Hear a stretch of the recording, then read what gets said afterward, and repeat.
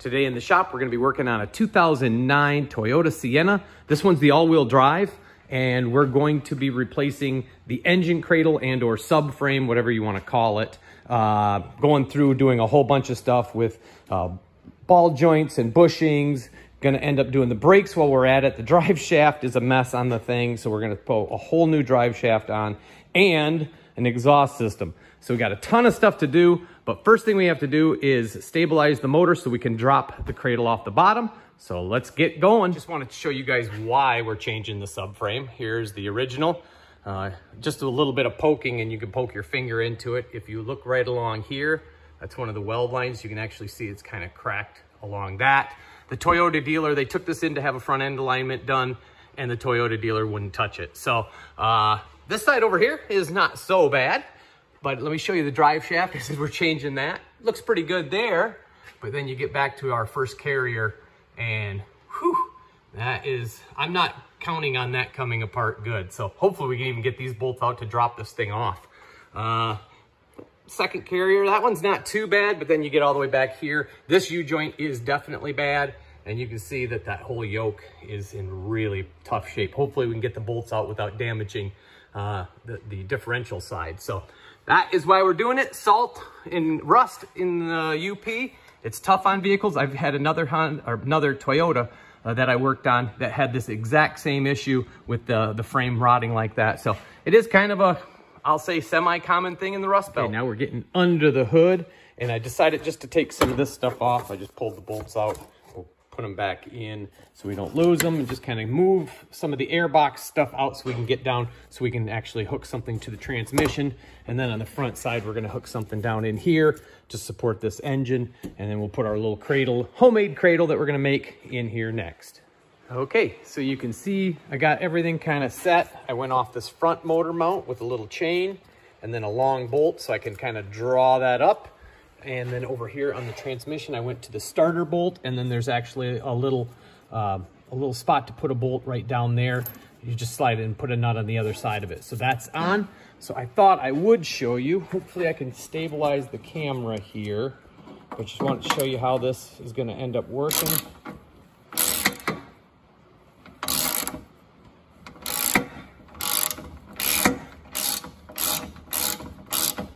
You can see it's just taken and raising that up a little bit. Hopefully you could see that. So now I'll snug up the other side, and then I know the whole engine is cradled on this. And no, this isn't just sitting on the fenders. This is on the just behind the headlight brackets. So there's a little spot and it locks kind of in right there. And so that's not going anywhere. I feel pretty comfortable about that. All right, if you're tackling this job or looking at this, it's probably because you got a rusty vehicle. So one of the first things I did is went around and started spraying as many nuts and bolts as I could, just to try to get a little bit of penetrating oil into them. I actually have already went in and made sure that all four of the big bolts break free, but you can see there, I also got these. So first thing you wanna do, take off this little front piece, get all that out so you got access to basically these brackets right here, just so we can get those out of the way. All right, next thing I did is went ahead and just popped the tires off the front end of the thing after I had that shroud out of the way. We're gonna get these old crusty rotors off, and then I just hung the calipers up and set the caliper mounts with all their associated bolts there, because we're gonna put new pads in them. So get all these things out of the way as much as possible so we can get into some of these mounts to make that a little bit easier to get this thing dropped out of here. So one interesting thing I found while I was taking the calipers off was one of the coil springs is snapped right off on the strut. So probably gonna get new preloaded struts for this at some point. But for now, we're just gonna keep pressing forward. Okay, with the van back up in the air, you can see I've got my safety stands for my lift. I put one right here on the front. That's like the support for the radiator, but that does tie back in and go up into the main unibody. So that's a good spot to put it. Keeps the van from rocking a little bit when I start actually wiggling around on some of this stuff. And then on the back here, right on the, I'm gonna call it the tail shaft of the transmission, because this is an all-wheel drive one. So I just put in my other stand, safety stand back there, and then I can just lightly put a little pressure on that. And that way, with the motor hanging from above, and then with this in the back, the motor can't really swing like that. It should stay pretty stable when I actually start taking bolts out. So that's what we're gonna do next. Start taking some bolts out. We'll get all the little stuff hopefully off first, and then we'll go after the big stuff. So we're getting the ball joint bolts loose. I noticed that basically this shield that protects the rotor is pretty much completely junk. I'm gonna just kind of cut off where I can and leave that alone. The more I touch it, the more it falls apart. All right, more preparation. So I just disconnected the sway bar links. The new skid came with a sway bar. So just to make things easier, I may end up just taking and slicing this one off. Kind of hate to do that just in case there's a problem with the new one, but we'll see. So I got the brackets off on all four corners that basically cover this rubber bumper. Other things to look for right here. There is a little transmission cooler line. Right here is a little bracket. Ours is rusted off, so I don't need to take the bracket off, but it just holds some wiring. Back up in here, you can see this line right here. That also has another little bracket on it. So those are all little things you want to make sure you disconnect before you actually get ready to drop this thing. So you can see I went ahead and actually torched off the bracket on the sway bar. So the bolts, I just could not get them broke free. And so far I have not been able to get the rack and pinion bolts to spin either. So I'm gonna go ahead now, cut the bar in half and slide it out because I've measured the other one and it seems to be the exact same thing. So I'll just do a quick cut in the middle, get that out of our way, and then maybe we can see what we can do about getting out the rack and pinion.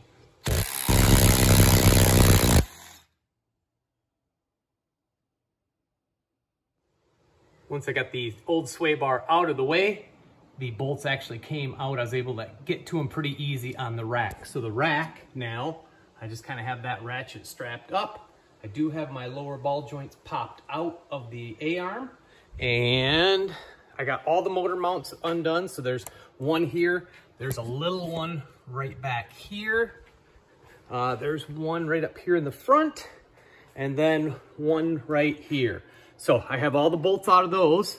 And so my plan at this time is to go ahead and remove my first two big bolts and just kind of using my transmission jack, I'll just kind of lower it down just a little bit, see how it looks. Instead of taking those bolts out all the way, I just went ahead and spun them out most of the way. I got them about maybe 4 or 5 turns in. Same on the front one there. So we're gonna leave those. Now I'm gonna go ahead and lower it a little bit, see what happens. Okay, it did not move at all. Oh, there, my lift. My tranny lift is down, but the actual frame didn't drop a bit. So I'm gonna go ahead and go loosen the other side just a little bit, see if we can get it to start moving down. Didn't really like how I had it set up, so I moved everything a little bit. I put my lift now more in the center with a beam that goes across, so the whole cradle now is sitting on the lift, not just teetering side to side. I still got a couple of bolts in part way, and I've got my little safety stands still in the same spot. So now we're gonna go ahead and start taking these down. You can see right there, this one already did drop a little bit. This one has not. So I'll probably start backing it off here, see if I can get it to come down.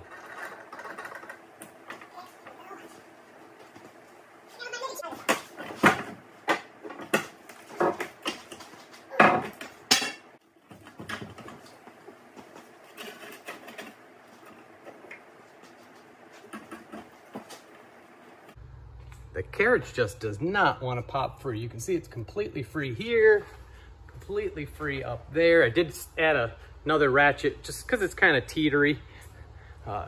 Everything's free here. It is just this back corner, and that rubber just feels like it's biting right around that little tube, and I just cannot get it to slide off. And I've already put my excessively long cheater bar on there, right up in here, trying to pop it down. So I'm gonna let that penetrating oil sit for just a little bit, double check that I didn't miss anything that's hooked up, but I don't believe I did. Everything seems like it's all free. And we'll give it a little pry in a few and see what happens.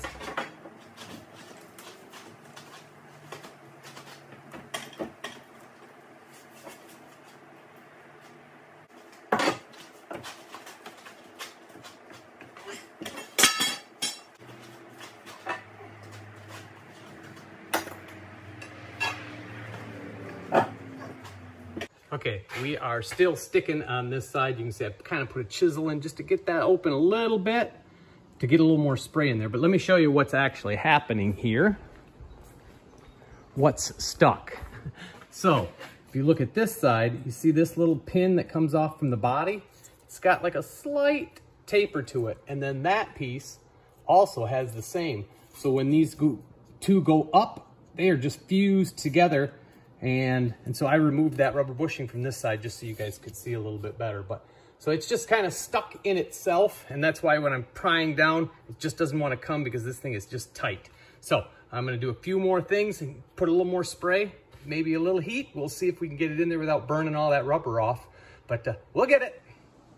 To make it just a little easier, I went ahead and cut the subframe into 3 pieces and took it down in a piece at a time just because I'm by myself. But let me show you this piece. Passenger side, that is still stuck. I've been tapping on it. I've been pounding on it. I don't really want to try to cut into this because I know I'm going to damage this rubber upper mount. So this thing is stuck. So the only way to get around that is going to be to slice it. So I'm going to start cutting it away a little at a time. See if I can get it to release off the bushing and then the pin that is stuck up on that. Then I'll be able to, once I get all that out of the way, I should be able to put a slit in it and get it to break free. Okay, so I got in there with the torch and just kind of cut till I got down to the gooey center, kind of like a Tootsie Pop. And let me show you what that looks like on the vehicle. Quite a little bit of water because I was trying to keep everything cool so that I didn't catch the bottom of this thing on fire while I was doing it. So I took my hammer, because this is the actual shaft, this is the steel piece, beat it back and forth and back and forth until finally, there it is, it's off. So there's that little pin. You can see it's kind of rusty and it was just stuck right there. So got it off without too much damage on anything else. So now we can start looking at what it's going to take to get things put back together. So one thing I wanted to do before I put the skid frame back on was to get this drive shaft and the exhaust system done. The exhaust obviously is further back than the skid or the A-frame, but the drive shaft was right there close. So it was easier to get the exhaust off, then do the drive shaft completely, then put the new exhaust on. So that's all in there pretty straight. And now we're gonna jump to the A-frame. I mean, we're to this point, not much left to do. One thing I also did is went ahead and got our sway bar back up into position. So I fed it in from the driver's side. I had to raise up the rack a little bit first to get it in and then lower the rack and rolled it up on top. So if you're gonna do this, I would just say cut the brackets off from your old skid frame or your old A-frame and just leave that bar right there. It was a little tricky getting it. It wasn't terrible, but it did take a little bit of time. So easier maybe just to leave the old one in and just put the brackets from your new skid frame onto your old sway bar. Important thing to do is get a faceless assistant to help you. So I have this on my transmission jack again. We're getting ready to roll it under and then we'll just jack it up. Big thing here will be to kind of keep an eye on like the some of the mounts, just so none of that stuff gets in the way as we're bringing it up. So I'm gonna get it into place.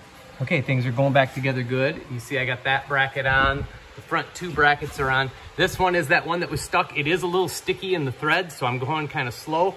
But one thing, just put these brackets right on your bolts when you start them up. There's lots of room to wiggle them around, and then you can always get them up and put them where they need to be once you get a little bit closer. But I was running the bolts in just to kind of make sure everything stayed in place, and then I'd have to take them back out and put these brackets back on. So don't make that mistake.